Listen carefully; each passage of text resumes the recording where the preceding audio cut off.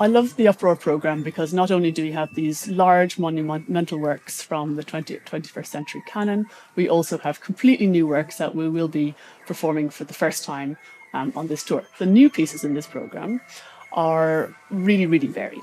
So we have some that are just a riot of fun and joy and really punchy, charismatic and energetic.